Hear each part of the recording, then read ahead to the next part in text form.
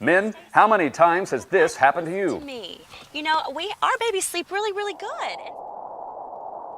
Or this? Make sure Timmy wears the blue shirt. If he doesn't.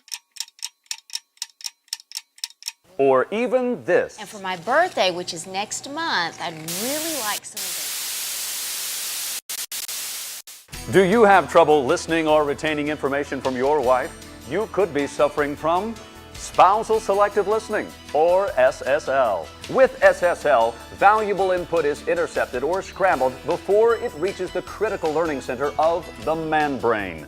Virtually anything can trigger it, like sports, food, even shiny objects with buttons. Fortunately, there is help with Heritol. Containing a rare root with an exotic name, Heritol helps men focus and listen to valuable female input, even pick up on those subtle hints. These are exactly the earrings I wanted. How did you know? Thanks, Heritol. Now I can hear it all. Heritol has not been tested or approved by any regulatory agency. Side effects with Heritol include minor to severe headaches and spontaneous combustion. Use caution when using Heritol near mothers-in-law, as you may hear hurtful comments that would have previously been ignored. Heritol is an enhancement drug. Do not use around children or clusters of talkative old blue-haired women. If focused listening lasts longer than 4 hours, consult your doctor immediately before your wife assumes this is a new standard in your relationship. Men with wives who are nursing or pregnant should not take this product. Heritol, the preferred selection or solution for selective hearing. Come on, ladies. How many of your husbands need some Heritol? Well, today's your lucky day. We have free samples on your way out that you can give to your husbands. That's a joke. None of you guys need that, do you? Come on. We hear everything, don't we, guys? Yeah, we don't. We do not hear everything. Hey, welcome to week 2 of His and Hers. This is such a fun series. We do this every year in February, and we like to just kind of have a fun and light series. If you missed last week, Pastor Chad talked about the needs of a woman, and if you missed it, check it out online. You can check it out on our website, destinchurch.me. We have a YouTube channel. That's where all of our messages are, so you can look there. But if you missed that, check that out. And next week, Pastor Chad's talking about the needs of a man. And so you don't want to miss that. Make sure you're here. Today, I'm going to talk about 5 keys to a healthy marriage. 5 keys to a healthy marriage. Or if I could give it a second title, it would be 5 things that I have learned in the last 21 years. Rochelle and I just celebrated. We got married on Valentine's Day. And we just celebrated 21 years of marriage. And we took a little getaway to Kansas City and just had a lot of fun. And how many of you know getaways are important? They are important. It is good to just take a night and get away and just reconnect with your spouse. And so we were able to do that. I want to give you just a real quick snapshot just of my last 21 years, and then I'm going to get into the message. Rochelle and I met at a very young age. She was 12 years old when we met. I was 35, and I'm just kidding. I was 14 years old when we met. We met at youth camp, and it was interesting. We met at youth camp. I was going to a different church than her, but we had a mutual friend. And after camp, Justin called me and he said, "Hey, Rochelle wants you to start coming to our church." And so like any 14-year-old, I put it to prayer. And I prayed really, really hard and long about this. I took even 2 minutes maybe. And I said, "I'll see you Sunday. I'll be there." And we just dated through the years. And that's when I met Pastor Chad. If you don't know, Pastor Chad and Rochelle are siblings. So that's when my friendship started with him. And we dated off and on through school. We would break up in the summers, is what would happen. We would always break up in the summers. And I'm just going to tell you exactly how this went down. Chad would break up with his girlfriend, and so we would go and, he wanted me to go chase girls with him. And so that's what happened in the summer times, and then we would get right back together. That's how it always happened every single year. And that is the truth. That is the God's honest truth. But we got really serious about close to my senior year, junior, senior year. And that's when I realized, I think I'm going to marry this girl. And so the summer that she graduated in 1997, I asked her to marry me on the beach in Florida. I went on vacation with her family. And we got married in 1998 on Valentine's Day. And the first 2 years of our marriage were probably like a lot of years. Those of you who are married. First 2 years are kind of tough, because I'm used to doing things my way. She's used to doing things the way she was brought up. And in a perfect world, that should be like this, but a lot of times it's like this those first couple of years. And then you kind of figure out how to do things your own way, and you kind of take a blend of both. And so the first couple of years were kind of like that. It was, but after that, for the next, I don't know, for the next however long, 18, 20 years, we had a really, really good marriage. We had a really, really, we had our issues and we had our arguments, but we had a really good marriage. But I'll be honest with you, Pastor Chad asked me to speak today, and Steve and I flip-flopped. I was supposed to speak in January, and he was supposed to speak this service. And Chad, we flip-flopped, and I was hesitant. And I'll tell you why. Because the day I spoke, Rochelle and I both sat behind a table similar to this, and we sat here and we spoke together that day. And from that day until about 6 months ago, our marriage has been under attack like it never has. And so I was a little hesitant. Hey, Jason, I want you to speak on marriage. No, I don't want to speak on marriage. But you know what? I believe I have a word for you, and I believe I have some good principle for you today. I believe God's going to do something incredible in your marriage and in your lives today. So I want to talk to you today about the 5 keys to a healthy marriage. And the first key is this. This is in your notes. You've got to make a commitment. You have to make a commitment. Now, of course we do. We're married, but you have to make a commitment. I know that, Pastor Jason. We're all familiar with this word commitment. I think we all value commitment. But here's the truth. You only need commitment when you don't want to do something. Think about it. Let me say it like this. You don't need commitment when you like what you're doing. If you like to work out, if you like to go to the gym, that doesn't take much commitment. Pastor Mark's not here today. Pastor Mark loves CrossFit. He is a CrossFitter. It doesn't take much commitment for him because he absolutely loves it. Me, on the other hand, not so much. I do not care a whole lot about going to the gym. I used to, but I just kind of fell out of love with that. I don't do that well. Now, let me flip this around. On the other hand, it doesn't take much commitment for me to eat cake. Okay? I like cake. I like chocolate cake. I like chocolate cake with chocolate icing.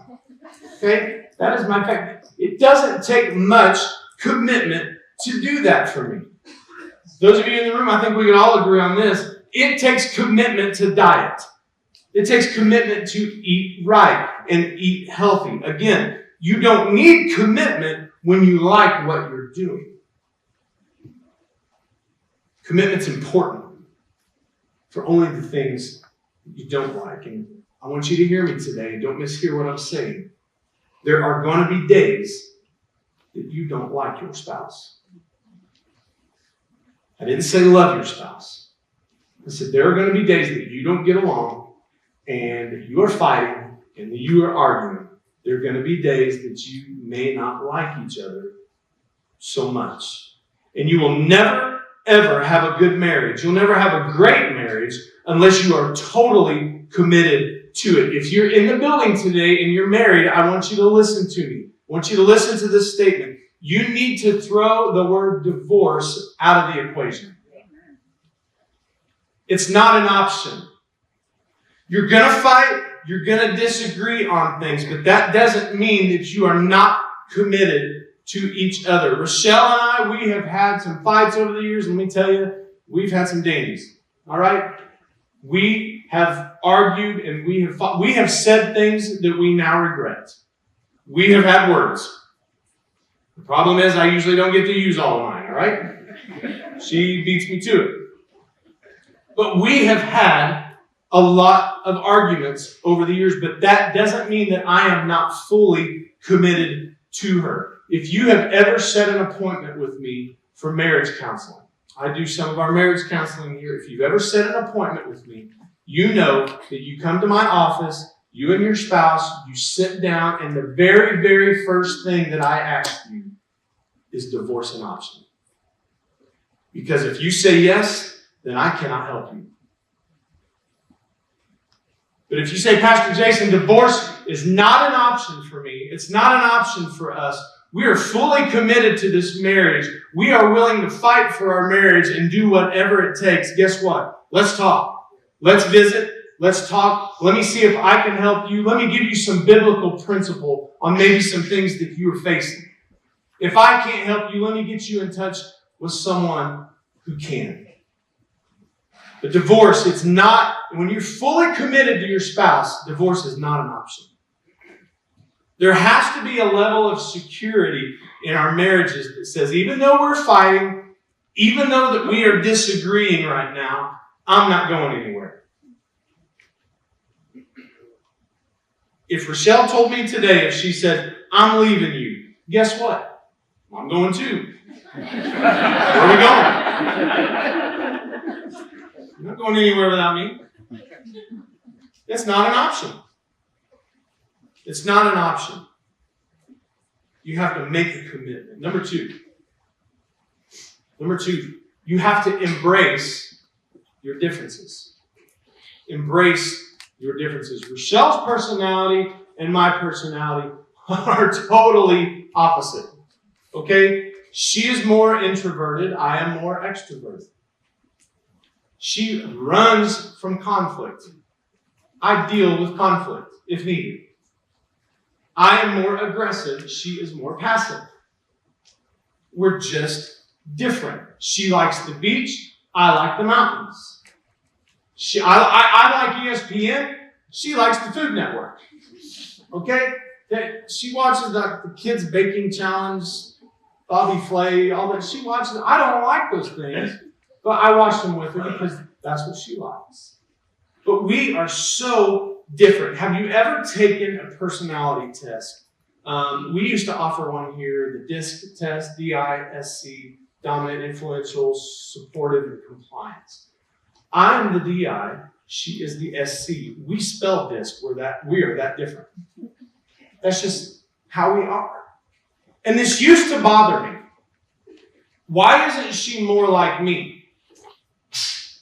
Why does she not like some of the things that I like? Are we just not compatible? Have you ever thought that about your spouse? Did I make a mistake here? We are nothing alike. And this used to really bug me. But what I've found is that God designed men and women to be different with a purpose. It's for a reason. I don't need to be married to me. All right? I need someone who has the gifts and the traits that I don't have. I need someone who is strong in the areas that I am weak in. Rochelle has the gift. It's a spiritual gift. It's talked about in 1 Corinthians 12. She has the gift of discernment. I've watched her operate in this.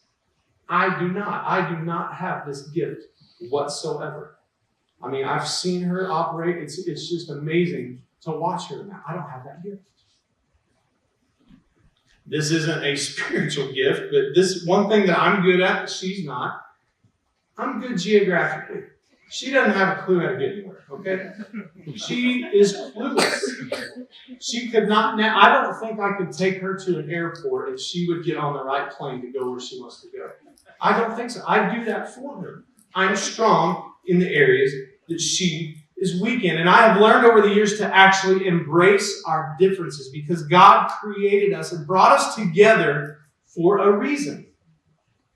I want to read a scripture to you in 1 Corinthians. We just talked about it, 1 Corinthians chapter 12. I want to read this to you. You may have never thought about this as far as in a marriage context, but listen to this. Just as a body, though one, has many parts, but all its many parts form one body, so it is Christ. Now we know when we marry that the two flesh become one.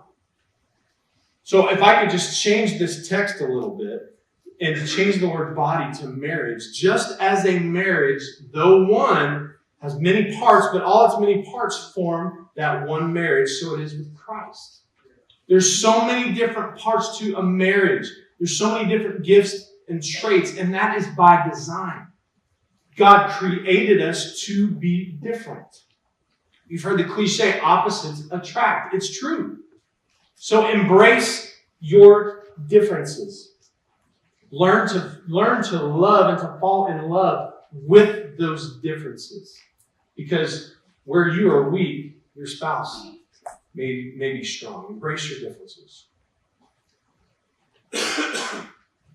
Number 3. Pastor Chad hit on this last week. And so I thought, well, I'm going to change my point because Pastor Chad already hit on it. But I felt the Holy Spirit just tell me, I want you, this is very, very important. And I want you to hit this. Pastor Chad said communication is essential. My point, communication is critical.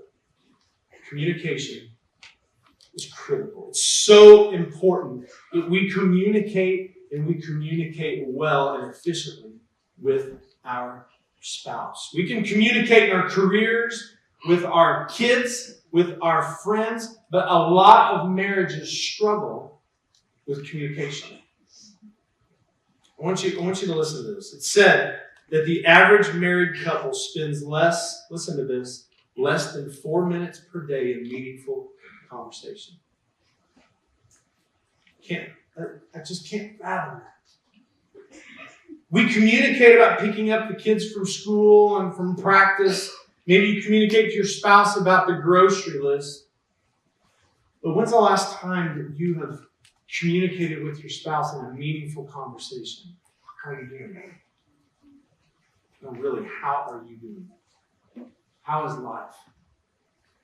Society and culture have driven us to communicate via text, via email, social media, and we get so busy. We get up in the morning, we get the kids ready for school, we take them to school, we go to work, we have this meeting, we have that meeting, we have this commitment after work, we got to take our kid to practice, and then I'm just so busy, I don't have time to sit down for dinner, so I'm going to grab something on the way home, and then when I get home, I just really don't want to talk. I'm just really tired, and I just want to sit here for just a moment before I take my shower and I go to sleep. Sound familiar? And we don't effectively and efficiently communicate with our spouse. I want to say this. This isn't in your notes, but I want you to hear me. Far too often in our culture, we give our spouse our leftovers instead of our first and our best. We give our spouse what's left in the tank. And we learned last week, aside from God, our spouse needs to be number one in our life. Not our kids, not our jobs, not all the activities we're involved in. But our spouse needs to be number one. Work on communication. Sit down with your spouse 2 to 3 nights a week. Every night. It needs to be every day. But start somewhere and have meaningful conversations about life and how you are doing. It's critical. It's critical for a healthy marriage. Number 4. All the men are going to like this one. You have got to feed the fire of romance. Hello. You have got to feed the fire of romance. Yeah. Married couples, come on, are you here today? Are you awake? All romance will eventually burn out if you don't keep it burning. Okay, it's not the fireplace's fault that there's not a fire. It's not the fireplace's fault. You have to feed that fire. You have to constantly put firewood on that fire. We went to Colorado spring break last year. We got a cabin we took the kids, we went on a ski trip, took the kids. We got a cabin up in the mountains away from everybody. It was awesome. We had to build a fire in that wood-burning stove. In order for that fire to keep burning, I had to constantly put firewood on the fire. In other words, I had to continually invest in that fire to keep it burning. And you might say, well, the fire just isn't what it used to be, Pastor Jason. Of course it's not. Of course it's not. You haven't invested into that fire. You haven't intentionally invested. It takes work. It takes just this constant effort to keep the fire of romance. And let me say something else. Listen to this. You cannot let your feelings drive the process of romance. Well, I just don't feel it like I used to. If you wait for a feeling, you are setting yourself up for failure. You have to continually, whether you feel like it or not, invest in the fire of romance. You have to be very intentional. And I don't think, this is my opinion, I don't think romance necessarily means sex. I think romance is the communication part, is the non-physical part of intimacy. Let me give you some examples. Rochelle and I, we write notes to each other. I'll write a note. I'll put it on the kitchen counter on my way to work. And I know she'll get it within an hour or so. She'll go down and get her coffee. You know, I love you. You are the most gorgeous woman in the world. You know, what are you doing tonight? I'll write her notes, And she will write me notes. She'll leave me notes. She'll write on the mirror sometimes. We will send flirty texts to each other. I want to give you some advice today. If you ever send a flirty text to your spouse, let's just say a text of mature content. I'm not talking dirty. I'm just saying, hey, whatever you text to your spouse, it's your business. Make for sure that before you hit send, it's actually going to your spouse. I learned this the hard way. I sent Rochelle a text, I don't know, a year and a half ago. And it had some very specific instructions of what was going to happen that evening. Okay, I'll just leave it at that. And I hit send. The moment that I hit send, I looked and realized that did not go to Rochelle. It went to a man in this church.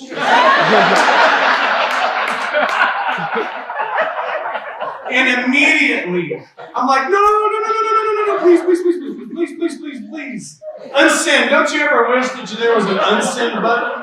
That you, before they read something that you can actually delete? There's not one. And if you can invent one, you will be a multimillionaire. And I text him and I said, please delete that. That was not meant for you. I don't want to do any of those things with you. Okay, please delete it. And he texted me back, and his words were this: I'm in a meeting at work, and I literally just spit coffee across the coffee. True story. Make for sure before you hit send. This is one of those things I've learned in 21 years. Make sure it's going to your spouse. Men, the most romantic thing you can say to your spouse, because women are wired that acts of service. They like when you do things for them. Men, here's some advice. Can I do the dishes tonight? Come on, can I clean the house? Ladies, am I right? Do you like that? That's what my wife likes. She likes that. She likes me to get her Sonic drinks. That's her favorite thing. She says, that's how I know you love me. Buy a Sonic drink. Ladies, the most romantic thing that you can say to your husband, come on, guys, dim the lights, lock the door. Am I right, guys? Come on. You've got to keep the fire burning. Don't wait for a feeling. Keep the fire burning. Number 5, the most important one, you've got to keep God in the center of your marriage. God has got to be at the very center of your marriage. And this is true for all areas of our life. True for all areas. The problem is we have let culture define what marriage is or isn't supposed to be. We have let society decide. We've let it decide what's acceptable and what's not acceptable. And we know that this day and age, society says everything's okay. Everything's acceptable. We can't leave God out of the process, listen to me, that He created in the first place. He's got to be in the very center of it. Doesn't it make sense to allow the inventor and the creator of marriage to actually define marriage and set the parameters of marriage? If you were to purchase a new lawnmower, you know for that lawnmower to operate correctly that you need to put gas in the gas tank, right? We all know that. We don't just say, well, I'm going to try water. Maybe I can save some money and put water in it. No, that's not how it was designed to operate. God invented and designed marriage. Why don't we let Him define marriage? And why don't we keep God in the very middle of it? Because He's the one who created it. And I think God defines marriage in one single word. And I'm wrapping up today. That word is covenant. Covenant. We don't use this word very much. Especially in a secular setting. We don't use the word covenant. Covenant is a level of relationship that only God defines. The word covenant in Hebrew actually means to cut. Now, in some cultures, the bride and groom, at their wedding ceremonies, they would actually cut the palm of their hands. And then that priest or that rabbi, if you will, would take their hands, they would join their hands together, and he would tie a scarf around their hands. This was to signify that now they were in a blood covenant. Now we know that you can't intermingle blood and all of a sudden now you're blood related. That can't happen. But it was to signify that they are now one flesh. Isn't it interesting that we would do anything for a blood relative? We would do anything. There's nothing that I wouldn't do for my kids. I would go to the ends of the earth for my children, no matter how dumb the decision they just made was. And we see this same type of covenant, this blood covenant with siblings. It's interesting how siblings can fight with each other, but the moment that someone else messes with one of those, how the other sibling comes to their rescue. I saw this once. My kids, they have gotten much better over the years, but my kids used to fight like you would believe. All right? Not physically, although I do think Cameron could take Cole in a fight. I really do. Yes, she could. But they would argue, they fought, they always had to outdo each other with their words. And they're so much better now. They used to fight like crazy. And I remember about a year and a half ago, Cole was receiving these anonymous texts. We didn't know who it was. We couldn't believe some of the things that were being said on these texts. And it was so funny to see how Cameron would come to his rescue. Because even though they fought, even though that they would not get along, the moment she went into this protect mode. Who is sending these texts? I'll punch him right in the face. I mean, she was upset. She can't. Why is that? It's because there's a blood covenant. It's wired in us. It's part of our DNA. Why do I tell you this? What does this have to do with marriage? Listen to me. On the night before Jesus was crucified, he sat down with his disciples. We know it as the Lord's Supper. And we know this is where we get our whole idea of how we do communion. He took the bread, he broke it, and he said, "This is my body. It's broken for you. Do this in remembrance of me." And listen to what he says in chapter 22, verse 20.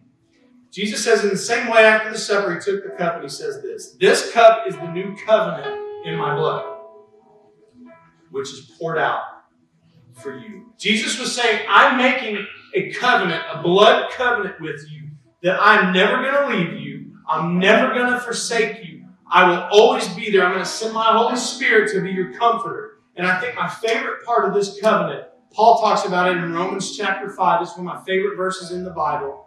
Verse 8 says, "But God demonstrates His own love for us. While we were still sinners, Christ died for us." Now, what in the world does this have to do with marriage? And it's our key verse for this series, His and Hers. Ephesians chapter 5, verse 25. "Husbands, go all out in love for your wives, exactly as Christ did for the church." What did Christ do for the church? He gave it all. He gave everything.